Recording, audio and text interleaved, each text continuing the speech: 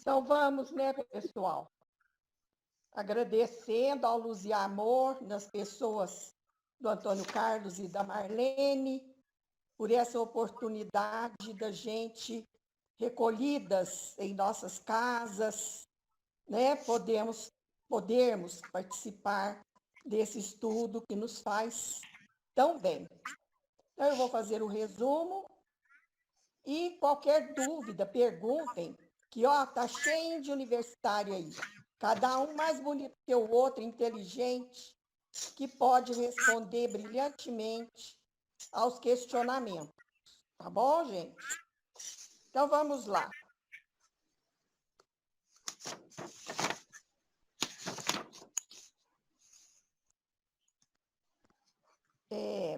Nós estamos estudando o capítulo 10 do livro Encontro com a Paz e a Saúde. Nós estamos no item Em Busca da Iluminação Interior e o tema de hoje em estudo é o processo de autoiluminação. Então, Joana faz uma extensa narrativa que nos leva a compreender que o processo de autoiluminação se embasa em dois sentimentos, que são o amor e a compaixão. Ela deixa isso bem claro para nós. Esses dois sentimentos são essenciais para o processo de autoiluminação, o amor e a compaixão, que são virtudes que nós temos ainda que conquistar, porque nós ainda não conquistamos esses sentimentos, essas virtudes em sua plenitude. E ela diz que é uma antecipação que ela faz. Porque nós não... Por que antecipação? Porque nós não atingimos ainda.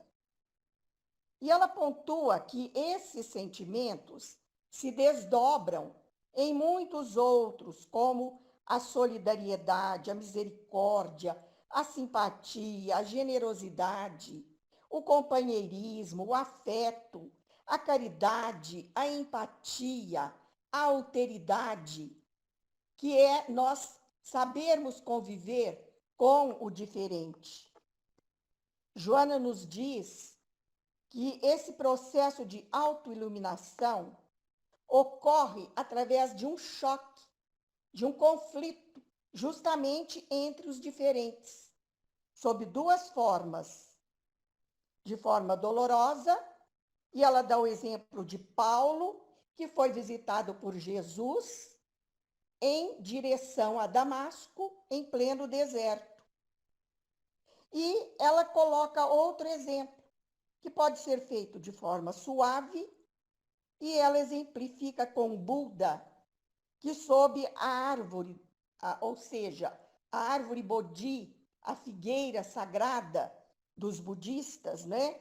Que ali ele permaneceu 49 noites e 49 dias meditando e obteve as respostas para todos os seus questionamentos. E a partir daí, ele criou o budismo, a filosofia e a religião budista. E Joana fala que o indivíduo, imbuído desse sentimento de compaixão, saído de sua carapaça egóica em socorro do outro que está em sofrimento, se ilumina com mais facilidade. Então, quem tem compaixão consegue alcançar mais rápido e de forma mais fácil, né, esse processo de iluminação interior, porque ele sai daquela condição egóica e ele vai contribuir em benefício do coletivo, sem, ela deixa isso bem claro para nós, sem, contudo, perder a sua individualidade. porque essa individualidade nós conservamos para sempre. Somos imortais e temos uma individualidade. E é isto que Kardec diz. Por isso que eu falo que Joana usa, né, de argumentos das 4 forças da psicologia, usa os argumentos de Jung, usa os argumentos do budismo. Hoje ela vai recorrer até ao catolicismo, como freira que é, num determinado trecho aí do texto, mas o ponto de chegada dela sempre é Kardec. E é bom observar isso, né? Porque nós somos parte de um todo, mas o todo não aniquila a parte, e nem a parte se sobrepõe ao todo. Apenas uma nota musical não consegue compor uma música. Então, é importante essa noção do todo, essa interconexão que nós temos com os outros homens e com todos os demais seres da criação. E ela fala que quando esse sentimento toma conta do ser, o indivíduo compreende melhor a sua realidade espiritual. Entende que nós somos espíritos encarnados temporariamente num corpo carnal e que a verdadeira vida é a vida do espírito. E ela ainda destaca que uma pessoa comum tem cerca de 50.000 pensamentos por dia e que a maioria desses pensamentos são deprimentes e angustiantes. Eles podem levar à depressão, eles são também recalcitrantes, obstinados. Às vezes nós ficamos ruminando, né, um pensamento por vários meses, até anos. E isso vai desencadeando ansiedade e depressão, com distúrbios tanto de ordem psíquica quanto de ordem orgânica. E abrindo aqui um parênteses, nós podemos acrescentar que a chamada neurociência cognitiva já possui estudos que nos dão novas ideias sobre esse fluxo de pensamentos no homem. E com esses estudos, os neurocientistas conseguiram detectar o chamado pensamento contínuo e dão a esse processo o nome de vermes do pensamento, ou minhocas do pensamento. Olha que interessante. Por isso que se diz, está pondo minhoca na cabeça. Olha aí. Aí, então, essa sabedoria antiga, né, os levou a denominar esse pensamento contínuo que foi detectado através de PET scan, de escaneamento cerebral, né? E quem colocou essa denominação, minhocas do pensamento, foi o neurocientista chamado Jordan Popenk. Ele é da Universidade do Canadá, da Queen's University do Canadá. E ele diz que essas minhocas do pensamento constituem uma transição de um pensamento para o outro. E isso André Luiz já diz em um dos seus livros, que a neurociência detectou há pouco tempo. André Luiz já traz lá. Eu não me lembro em qual dos livros que ele fala sobre o pensamento contínuo. Quando o homem começou, né, a ter pensamentos contínuos ao atingir as faixas inaugurais da razão. Então, é muito interessante, né, gente? A gente tomar conhecimento de tudo isso. E o André Luiz adiantou assim, algumas coisas mesmo, né? é Interessante isso. Igual, por muito exemplo, na fecundação, né? porque o André Luiz falava que é o espermatozoide que teria que ser, aquele às vezes até que estava sendo imantado pelo próprio espírito e tal. E antes dele, eles falavam que era o mais esperto, e hoje se vê que não é o mais esperto, às vezes até o mais sonso, né? O mais deficiente. E o André Luiz adiantou esse ensinamento aí. E agora você está dizendo sobre isso. Do pensamento contínuo eu não sabia, não. Assim, pelo menos não tinha dado Eu não me lembro em qual ciência livro disso. disso. E não deu tempo de eu procurar. Mas se vocês procurarem, vocês vão encontrar. Ele fala sobre esse pensamento contínuo, não é? Então, esse pensamento contínuo, ele é governado pela razão, pela emoção e pelo sentimento, certo? Sendo que a vontade esclarecida e vigilante é que está no comando de todos esses setores da ação mental, ou seja, do espírito. Quando fala em mente no espiritismo, refere-se a espírito, porque a psicologia usa a palavra mente em vez de espírito. Então, Joana diz que enquanto estivermos fixados no egoísmo, não tem como nos libertarmos das escamas da ignorância que impedem a nossa iluminação interior. E ela nos lembra novamente que foi o sentimento de compaixão de Ananias que curou Saulo da cegueira e que Ananias era um iluminado. E a pedido de Jesus, ele conseguiu a cura de Saulo, que estava cego diante daquela luz emanada por Jesus.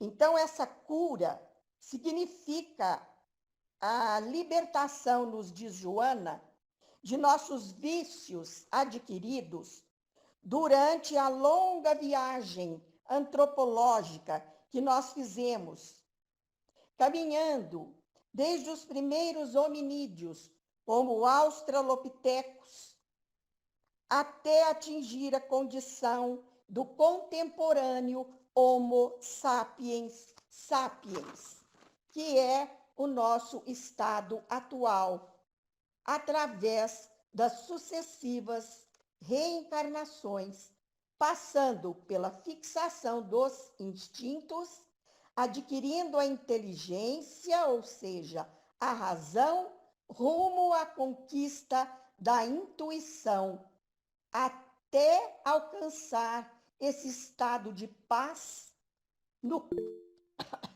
no qual transitamos mais pelo psiquismo do que com o organismo fisiológico, ou seja, mais com a alma do que com o corpo. Então, daí a importância do autoconhecimento. Porque quando nos conhecemos, nós aumentamos, desenvolvemos a nossa capacidade intuitiva.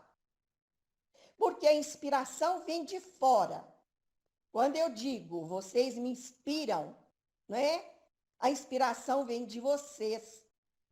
Agora, a intuição é algo que vem de dentro, está adormecida lá dentro, que é aquela luz das leis morais que nós sabemos que estão na nossa consciência, segundo os espíritos disseram a Kardec, não é? As leis estão escritas na nossa consciência. Então, nós um dia vamos alcançar a intuição plena, porque por enquanto nós temos apenas vagos insights, conforme Joana já nos mostrou ali para trás. Momentos, né? Lampejos de iluminação, que é apenas uma velinha. Um dia nós vamos acender um sol em nós, como fez Jesus. Porque Jesus disse, vós sois deuses, Não que sejamos o Deus absoluto, mas deuses relativos. Porque perfeição absoluta só a divina, somente a do nosso Criador. Entenda-se bem isso. Ninguém está falando aqui em trindade. Quando nós citamos a questão 1009, lá do Livro dos Espíritos, que ele fala do arquétipo homem-deus, ninguém está dizendo que Jesus era Deus. Muito menos Paulo, que é o autor da mensagem, está lá na questão 1009 do Livro dos Espíritos. E Joana, então, prossegue, dizendo que esses ideais nobres, a serem conquistados em plenitude, devem se sobrepor aos interesses imediatos do nosso egoísmo, para que os neurotransmissores, como a dopamina, a ocitocina, a serotonina, a noradrenalina, dos quais nós já falamos muito aqui, né? E outros mais, possam ser distribuídos em harmonia pelo nosso organismo, através dos estímulos mentais positivos sobre os neurônios. E quem é que dá esse estímulo? O espírito, que está no comando de tudo. E essa compaixão, esse amor, devem ser extensivos a todos os seres. E tem um trecho aqui que Joana fala que esses sentimentos estão vinculados àqueles de natureza religiosa que conseguem disparar essas reações mediante a captação de símbolos, imagens, visuais ou sonoras, como as melodias litúrgicas, o crepitar da chama de velas, o odor do incenso e da mirra, o som do sino, que levam à meditação em torno das suas origens. Então, ela, como freira, relembrou isso aí, né? Que está arquivado no espírito de Joana de Ângeles. E é isso aí, minha gente. Eu já dei uma adiantada, né? E agora vamos continuar. Ela diz assim: indispensável que os ideais de enobrecimento sobreponham-se aos interesses imediatos, de forma que as monoaminas, responsáveis pelo bem-estar, pela harmonia, sejam produzidas através dos estímulos mentais nos neurônios responsáveis. Então, foi o que eu acabei de explicar agora. E assim, passo para as perguntas, se alguém não entendeu alguma coisa, e passo a palavra para Marlene. Ô, Ana, a Nilza colocou aí que sobre o pensamento contínuo é no livro Evolução em Dois Mundos, né, Nilza? Ai, muito obrigada. Eu vou anotar aqui para eu não Eu me esquecer. lembro desse tema neste livro, que é um livro assim difícil, né? E aí, Sobre o pensamento contínuo, eu devo acrescentar que foi um estudo da evangelização de espírito, baseado em obras de André Luiz, tem razão. E somente no reino nominal, só o homem que tem o pensamento contínuo. O animal não tem o pensamento contínuo. Outra característica a ser estudada quanto ao pensamento contínuo é que a evangelização deve ser feita em tenra idade. Quanto mais cedo as crianças e adolescentes serem evangelizados, é uma prevenção do mal, porque o evangelho, entrando no pensamento contínuo, dificilmente irá corromper aquela criança no futuro, na fase adulta. Por isso que a Marlene está certinha. Porque os cursos do Luz e Amor, quando fala em gestação, em adoção, em evangelização da primeira infância, evangelização de bebês, está certinho. Porque a hora que entra no pensamento contínuo, dificilmente. Por isso que nós temos o bandido. Porque não foi, aí entrou, por exemplo, o crime ou todas as coisas, entra no pensamento contínuo e aí é muito difícil tirar aquilo que a Ana Luísa falou, minhoca, não é? É científico a explicação do pensamento contínuo. Então, a evangelização tem que ser feita o mais cedo possível. Isso mesmo, Gleide. Por isso que Joana diz, né? Nas faixas inaugurais da razão. Onde é, e o André Luiz também. As faixas inaugurais da razão não está no reino animal, mas no reino hominal, no homem. Muito bem. É isso mesmo. Tem um fato interessante que me marcou muito. A mãe com o pai fizeram o encontro lá do ventre, né?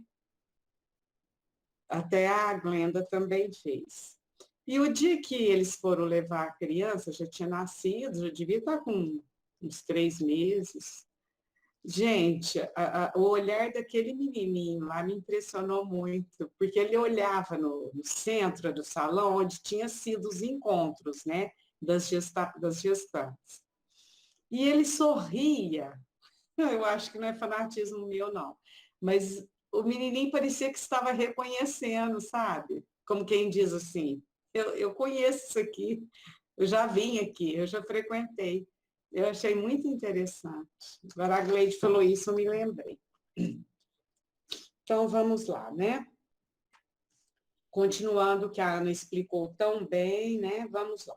Através desse mecanismo, acontecem mudanças cerebrais significativas. De todo esse mecanismo que a Ana Luísa explicou, né? Então, sempre tem mudanças. Umas lentas e outras mais rápidas, pelos acionais das regiões frontal e posterior do cérebro, produzindo a irrupção de sentimentos de paz, de alegria, de satisfação interior, numa transformação de conduta para melhor. Pronto, né, gente? Não tem nem o que dizer.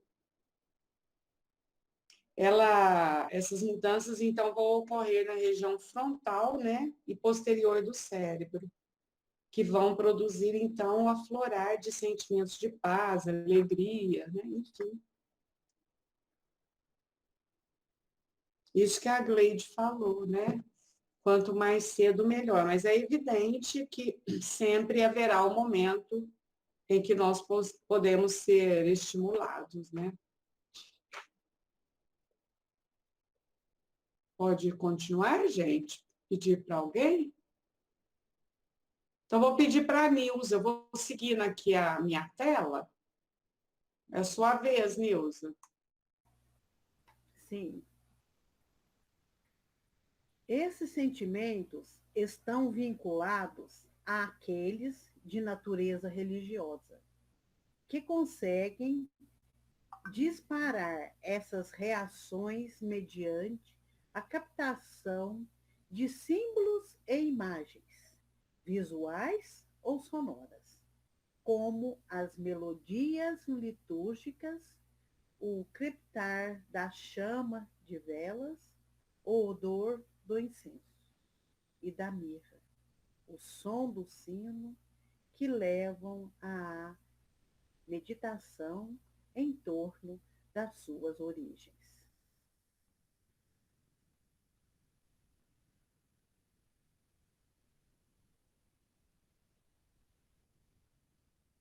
Se eu compreendi, né, assim, na continuidade do que foi falado,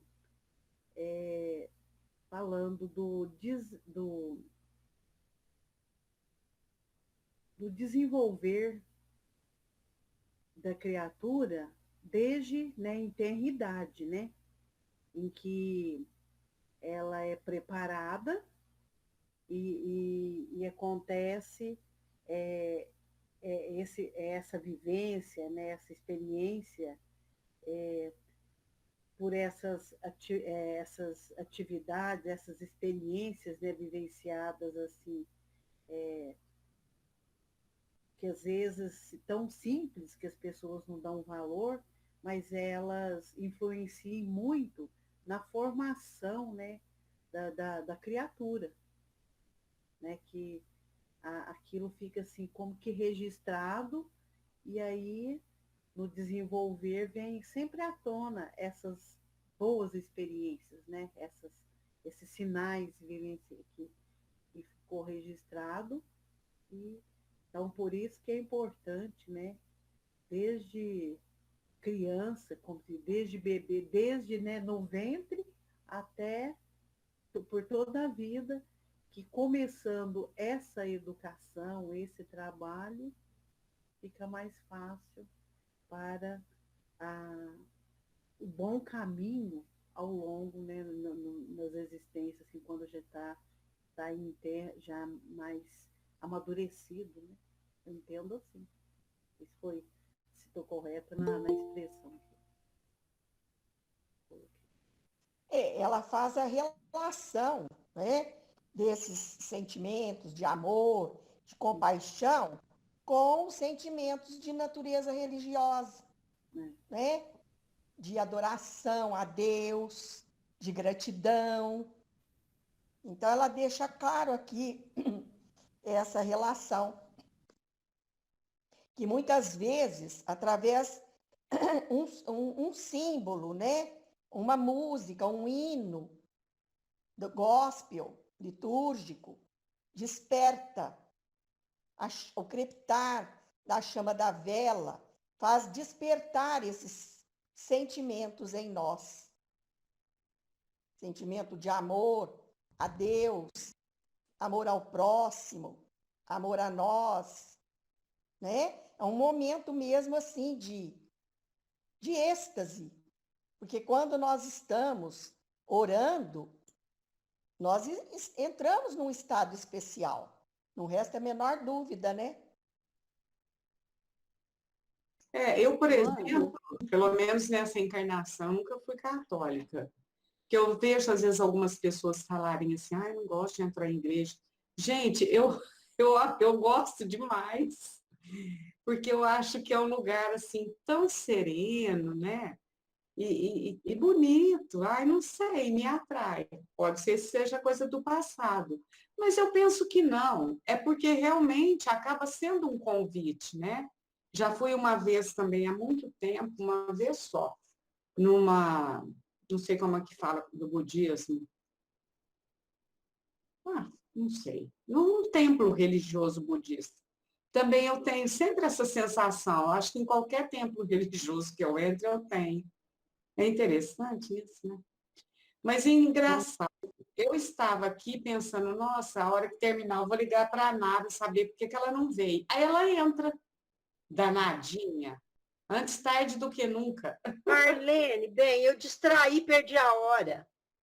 Desculpa. Imagina, que isso. Sempre é hora.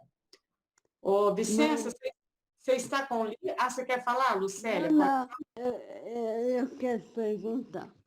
É o seguinte, aqui quando fala esse despertar que a gente pode ter, que está vinculado aos símbolos religiosos, eu queria saber se eu entendi direito. Desde nossos primórdios, né, a gente começou a evoluir e a gente começou a adquirir símbolos, imagens, né, sons, cheiros, que de alguma forma nos aproximavam do divino, de uma forma hiper primitiva. Os símbolos, muitas vezes, né, tentavam explicar isso de uma forma mais clara, já que a gente não conseguia abstrar corretamente, né? O que a Marleninha fala em relação a uma igreja é porque eu imagino que ali está reunido muitos símbolos que veio lá dos templos, dos nossos primórdios. Se a gente for num templo budista, mesma coisa. Uma mesquita muçulmana, igualmente, não é? Por quê? Isso foi entrando nas pessoas no decorrer das experiências dela reencarnatórias, não é? Por exemplo, o simbolismo nos acorda na medida que ele vai se somando a essas lembranças, não é? Por exemplo, eu não tenho nenhum vínculo com a Igreja Católica, nunca tive, mas eu acho um lugar muito gostoso. Eu lembro que um dia eu visitei uma catedral, foi a Catedral de Pisa. Eu me emocionei profundamente, porque a história da humanidade, né, de alguma forma, estava toda pincelada ali, não é? Na forma que Deus e que os homens tentavam, né, se aproximar do divino. Olha, Deus não está no templo. E nós sabemos disso, eles não sabiam, não é? E o homem, ele precisa disso, né? Ele precisou disso, né? Um exemplo, o primeiro príncipe russo a se tornar católico, ele estava a fim de se converter ao judaísmo, mas ele preferiu o catolicismo por conta dessa pompa religiosa, não é? Porque ele já fazia parte da evolução dele, ele viu esses trechos, né, ao decorrer da evolução.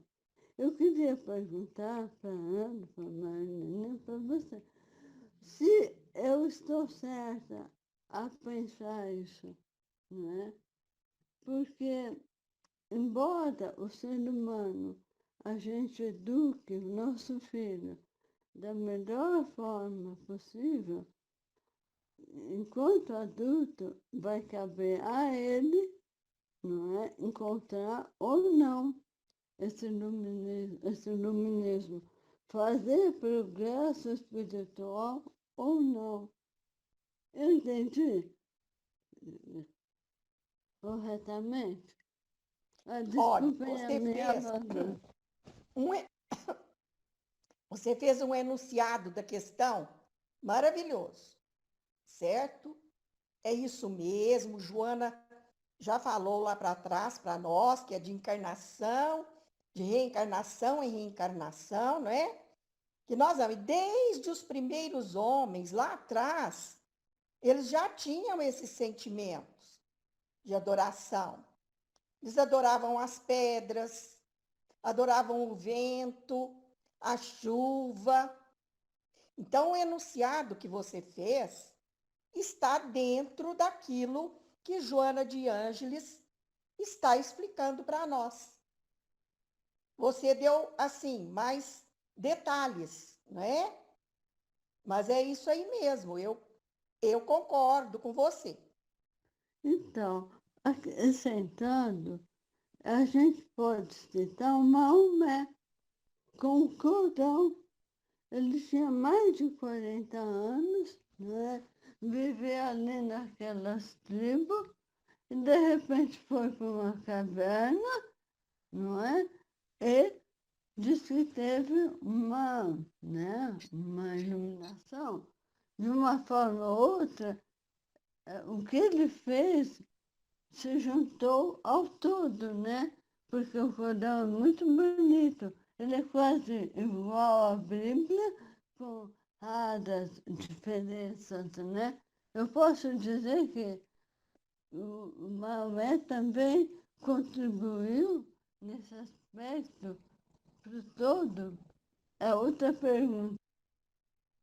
Sim, todos contribuem. E eu quero dizer uma coisa. A Gleide e eu, nós, quando fomos em duas igrejas, a Gleide entrou na igreja de São Tomé, né, Gleide? Em Toledo, na Espanha, e ela caiu num pranto. E eu falei assim, nossa, por que que a Gleide está chorando tanto assim, né? Eu não vi motivo ali para tanto choro. Tudo bem. Saímos dali, demos uma volta no quarteirão e entramos numa outra igreja, que foi Mesquita, e hoje é Igreja Católica. Ali de quem que foi o pranto? Da dona Ana Luísa, que não sentiu emoção na igreja de São Tomé, mas que ali foi tomada por um choro convulsivo. Acho que tanto ou mais do que o da Gleide. Aí eu falei, toma, papuda, fala, certo? Então, ocorre isso aí. São lembranças, né? Que vêm lá do inconsciente, lembranças do passado, que de repente fluem à nossa consciência, que nós não sabemos bem definir o que é, mas são esses sentimentos aí, todos, né? É um choque de sentimentos, de conflitos que surgem ali no momento que você não sabe nem definir o porquê daquela emoção tão forte. E é isso que ocorre com a gente. Essa igreja em Toledo tem um quadro famoso chamado A Morte do Conde de Orgaz. A Marlene também tem esse quadro, que a Claricinda trouxe o quadro para ela. Eu dou muitas aulas de evangelização com essa pintura clássica do El Greco, que ele está fixado na igreja, enorme esse quadro, esse afresco. Quem quiser procura no Google, A Morte do Conde de Orgaz. E eu fiquei muito impressionada, porque El Greco, ele soube muito bem pintar os dois mundos, mundo material e mundo espiritual. A metade do quadro é o mundo material, que é o enterro de um nobre, rico, famoso da época, que deu muito dinheiro para que os católicos construíssem seus templos. E toda pessoa rica que colaborasse muito com a igreja eram pintadas em suas homenagens. Só que o pintor El Greco faz a segunda parte do quadro, o mundo espiritual. E lá tem a figura de Jesus recebendo o Conde de Orgaz e, significativamente, ele está em andrajos. O Conde de Orgaz, no mundo material, está ricamente vestido e com toda pompa e circunstância. E sendo recebido de braços... Gleide, não é o São Pedro, Gleide, com a chave pendurada? Tem lá o São Pedro também, tem. Tem o São Pedro, tem Maria, tem todos os espíritos. Mas o que é mais interessante nesse quadro é a visão sobre a morte, que é explicado nesse quadro, porque todos que estão no enterro, cada personagem do quadro está olhando, cada um, o olhar dos participantes, olhando para um determinado lugar, para o chão, para o alto, para o meio, para o lado. Significa o seguinte, todos presenciando a morte. Quer dizer, visões diferentes sobre a morte. E depois Jesus recebendo de braços abertos, vamos dizer, o conde, mas lá ele já está despojado de toda a materialidade. Então, eu vi esse quadro, eu fiquei muito emocionada, porque ele mostra a diferença do mundo material e do mundo espiritual, que é uma aula que eu dou para criança na unidade 2, e que as crianças arregalam o olho de tal forma que elas estão embebendo de arte, de pintura e de noção. O que é o mundo material e o mundo espiritual? É que elas entendam muito bem que nós somos espíritos, em meras passagens em diferentes condições de nossas vidas, de nossas existências. E muita criança entende esse processo. Muitas me abraçam calorosamente. Por quê? Talvez, com aquele quadro, elas, na unidade 2, que são crianças pobres, elas entendem a fugacidade do tempo em que elas estão nessa situação. E elas entendem que elas podem se libertar da situação em que elas se encontram. E elas encontram muito amparo, muito socorro, muita consolação. Por isso que o Espiritismo é o consolador prometido. Mas eu vi nesse quadro muito de Espiritismo lá em Toledo. Por isso que eu fiquei muito emocionada. Quem quiser consultar no Google para ver o quadro, ele é mesmo impressionante, é interessante e mostra que a religião, ela são etapas evolutivas. Nós transitamos entre religiões diversas. Nós estamos sempre reencarnando na Índia, no Japão, ou no Ocidente. Então, por isso que nós temos todas as lembranças. Por isso que a Marlene sente uma sensação boa no budismo. Eu tenho pessoas que sentem muito bem com essa espiritualidade que está já nessas religiões esotéricas e sentem também muito bem no catolicismo, porque entende que são apenas estímulos, como a Joana de Ângeles aqui e Divaldo, muito bom, porque fala natureza religiosa, porque tudo isso inspira o espírito a buscar Deus. Não importa. Então, se um espírito ainda busca Deus através do crepitar das chamas da vela, do odor do incenso, dos hinos, das flores, que ótimo, que ótimo, que bom, foi inspirado, né, nessas condições. Isso educa para a espiritualidade também, né? Não é? Então, não é que é errado, são etapas. Por isso que a Lucélia pergunta, eu sou católica, como eu nasci no catolicismo, o catolicismo me fez mal? Não, absolutamente, absolutamente, não me fez mal. Nem todo aquele aparato, nem todo luxo, nem nada vai atrapalhar a minha espiritualidade. É uma conquista individual de escolhas e livre-arbítrio do espírito que dá a espiritualidade, não propriamente a religião, e sim o ser espiritual que evolui constantemente.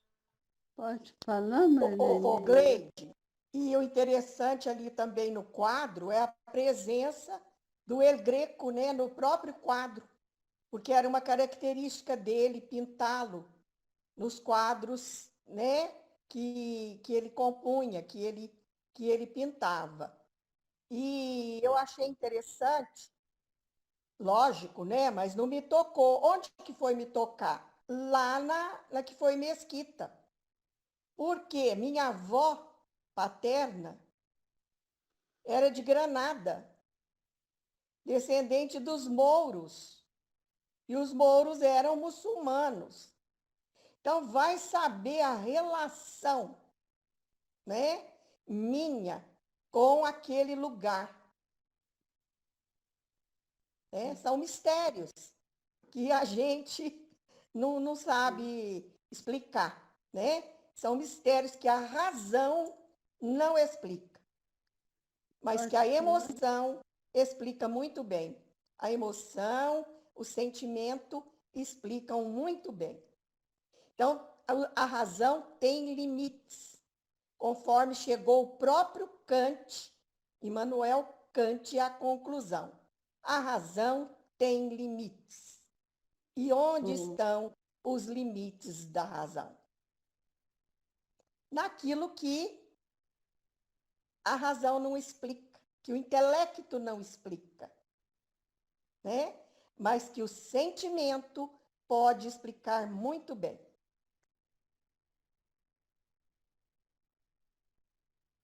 Lucélia pode falar. Então, né, uma coisa a gente tem que colocar, não é? Os primitivos cristãos, eles não tinham igrejas, não tinham símbolos, eles não tinham nada disso. Até o ano 400 não tinha nada disso. Depois que essas coisas começaram a acontecer, não é? Aqui eu não estou fazendo julgamento se elas eram certas ou erradas. O que eu coloco é o seguinte: foi um processo realmente da evolução espiritual do homem, certo? Hoje, como Joana de Ângeles diz, isso desperta, não é? Então, a gente não tem que ir lá e destruir uma igreja. O que a gente tem que fazer é reconhecer o processo que houve e deixar para trás os dogmas, coisas que a nossa mente pode abstrair, não é? Questionar ideias, não é? Questionar dogmas que não explicam nada, não é? Não é fazer igual bater na santa, isso é um desrespeito a quem precisa, né? Então, é respeitar a nossa história, a história da humanidade, é a cultura. Vamos evoluir e perceber o que os dogmas nos prejudicaram. Não foram os símbolos que nos prejudicaram, mas os dogmas que os homens criaram. É diferente, não é? Então, a gente sempre tem que perceber isso. Se eu for lá numa igreja rezar, tudo bem, né? Eu não estou, eu não estou vivendo de acordo com os dogmas que os homens criou. Isso também vale para as outras religiões, né? São os dogmas, não é? É isso mesmo, Lucélia. Muito bem explicado. Porque é o que a Ana Luísa falou, né? Às vezes você tem marcas emocionais, de momentos sublimes, de elevação espiritual. Isso não importa, né? Pode estar aqui ou ali. Eu penso assim. Vicença, você está com o texto aí? Olha, eu ouvi uma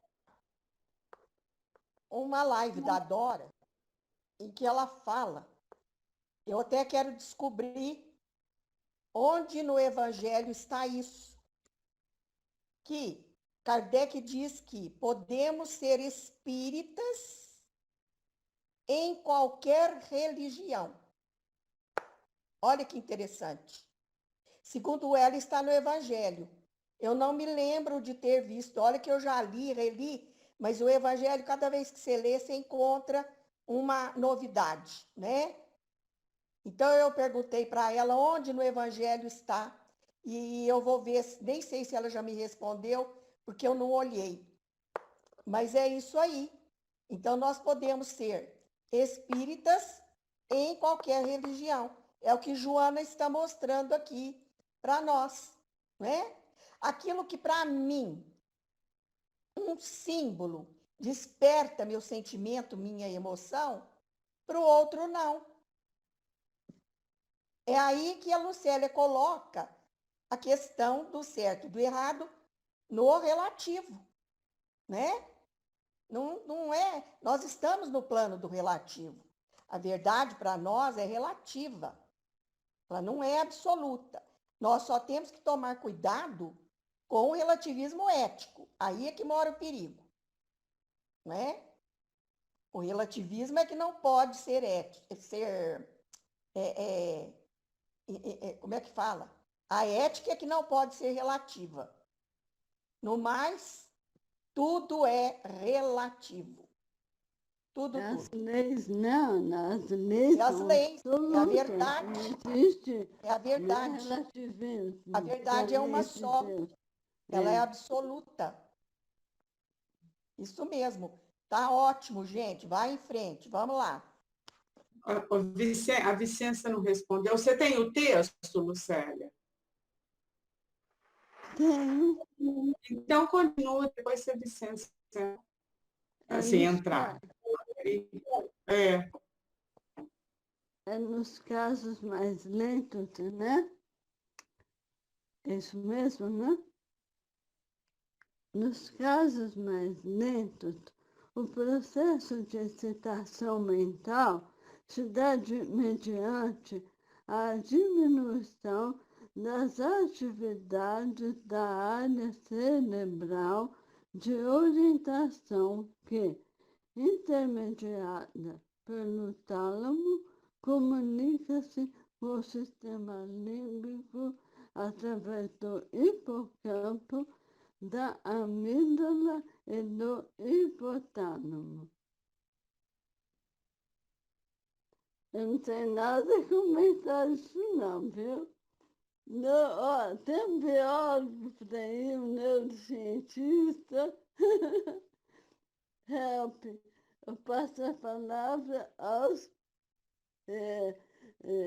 amigos que são, né? Tá à vontade, né?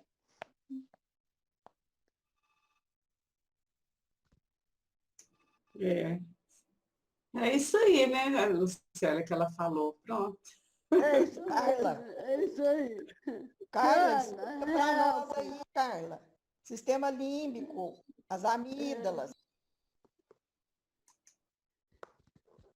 Cadê a Carla? Ô, Ana, eu não tenho nada a falar, não. Tá tudo certo. O que me chamou a atenção desse parágrafo é que vem falando de estímulos, né? E aqui vem falando justamente de uma diminuição, né? Eu pensei na meditação, nessas atividades onde o cérebro vai diminuir sua atividade e vai potencializar as emoções, né? Nesse sentido. Agora, para falar as áreas aí do cérebro, a gente tem que pegar um livro para ler, né? Para olhar, para recordar. Límbico.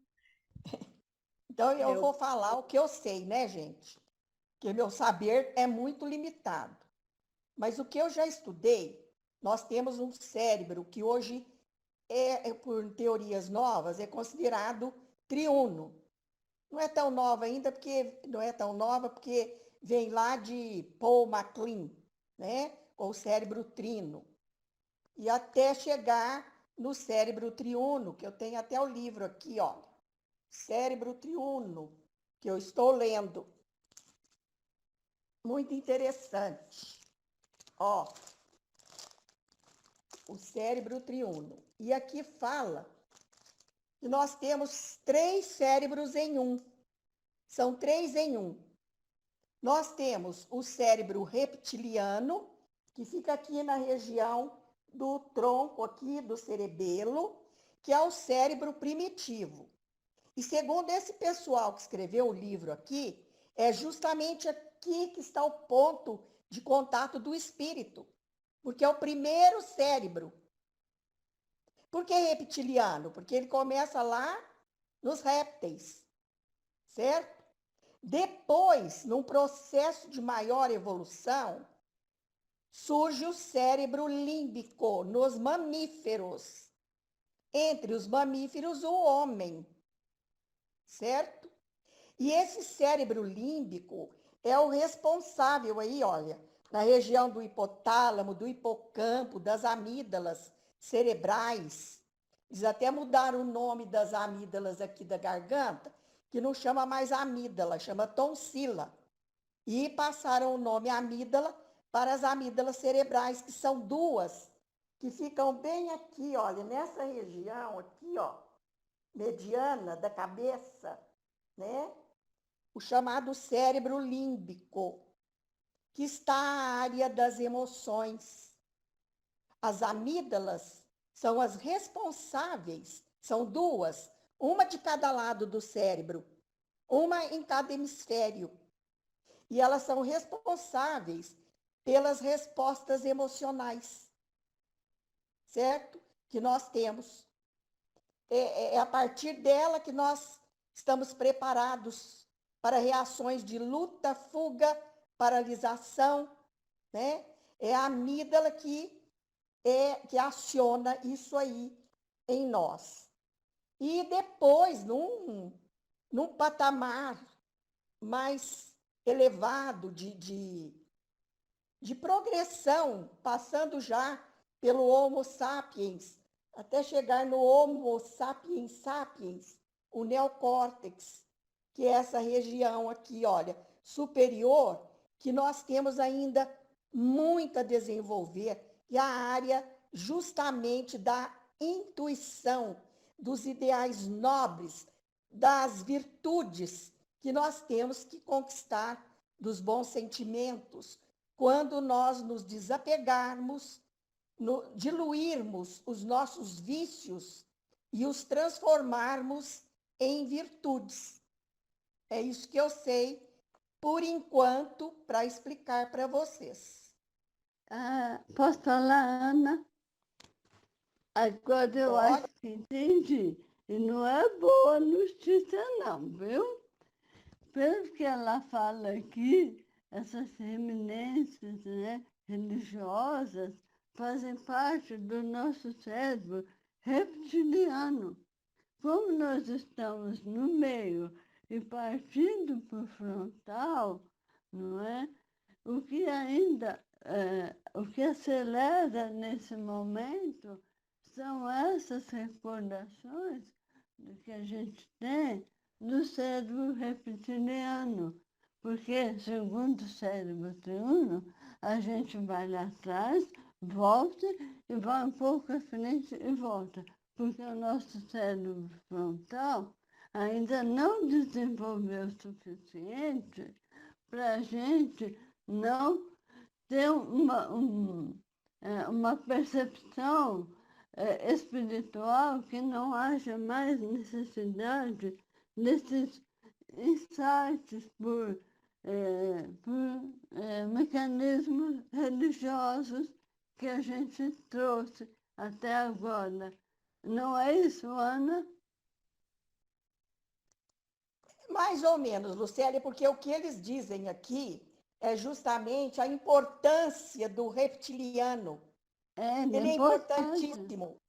Um cérebro não se sobrepõe ao outro. Eles funcionam integradamente, em conexão um com o outro, através dos neurotransmissores, através dos neurônios, das interconexões neuronais. Então, ele funciona como um todo. E o reptiliano é importantíssimo, porque é nele que habita o instinto. E nós não podemos abrir mão do instinto jamais. Porque o próprio Kardec diz, numa das questões do Livro dos Espíritos, que eu não guardo que questão é, que o instinto é melhor guia, às vezes, que a própria razão. Então, o instinto é a voz de Deus, né, dentro de nós. Kardec fala assim também. É a voz de Deus dentro de nós. Então, Ana, enquanto a gente não conseguir, né, a perfeição, né, que a gente vai adquirindo também por conta do nosso desenvolvimento físico, né, que é o caso do nosso cérebro frontal, nós temos que viver como um todo, né? Uma soma dos três ao mesmo tempo, não é? Eles funcionam integradamente. Uhum. Um não se sobrepõe ao outro, vamos dizer assim, né? Porque eles funcionam em conjunto e um não vive sem o outro. Uhum. Por Por isso que ela nos você chama. recomenda, né? A conexão também com todos os outros seres. Não é só com o gênero Homo, e nem a espécie humana, mas com todos os seres criados por Deus. Desde as pedras, né? As montanhas, as florestas. Ela cita tudo isso aqui. Os rios. É maravilhoso, maravilhoso, né, gente? É, Maravilhoso. maravilhoso. Meninos, antes da prece, vocês viram o desempenho da Tati terça-feira lá com o Alejandro Vera? Nossa, Que beleza! que maravilha. A Tati tá Eu aí? vi, eu gostei Tá aí, também. Eu tô aqui. Eu tô Tati, quietinha, parabéns, deitada, Tati. escutando. Obrigada. Viu, Foi Tati? muito bom mesmo, Pra gente. mim, Ele é uma Tati, graça. para mim, foi Oi? um parâmetro para o nosso estudo. Porque tudo que ele falou lá, nós discutimos aqui. É o que a gente estuda. Eu pensei isso Ele também. segue. Pra mim Ele foi segue. Por ótimo. isso que quando eu comecei a Falou até estudar, no né, Cristo pra... interno. Até no Sim, espírito sim. crístico, ele falou tudo. Então eu achei assim maravilhoso. Para mim, foi o que faço o resumo, serviu como parâmetro para ver que a gente não está tão distante assim da realidade de Joana de Ângeles. Né? Eu gostei. Não, ele é dessa linha nossa aqui, né? Por isso que eu falei, gente, vai ser muito bom que vocês participam lá, porque é um complemento, né? E ele é uma graça, que humildade, ele é muito jóia, adorei conversar com ele. E Quer eu falar quero alguma fazer coisa? o estudo. Que estudo, Tati? Fala aí para nós. Aquele Pode que falar. o que a gente comentou lá no dia, né, do ser interexistencial. Toda hora eu trago nessa palavra, gente. E vai ser muito bom. Vai ser muita coisa legal. A Tati precisa... Nós vamos dar serviço para a Tati, que ela fica aí quietinha. Sabe aquela pessoa que esconde leite? Não pode esconder leite, Tati. Eu estou no meio de mestre aqui, eu sou só discípulo. Nós somos seres interexistenciais. Nós vivemos aqui e vivemos no mundo espiritual. Vivemos em outros planetas desse universo imenso. Então, nós somos seres interexistenciais. Se você vai fazer o estudo, eu te recomendo as obras de Herculano Pires. E ele explica isso muito bem, essa interexistencialidade. Ele explica o que é o existencialismo, né, da Simone de Beauvoir e do marido dela, que agora eu esqueci o nome, como é que ele chama? Francês lá, Maria. Jean-Paul Sartre. O Jean-Paul Sartre. Sartre, né? O Jean-Paul Sartre, ele explica o existencialismo de Jean-Paul Sartre, explica o existencialismo espírita, certo? E explica o interexistencialismo. Isso mesmo. Interessante, Ana.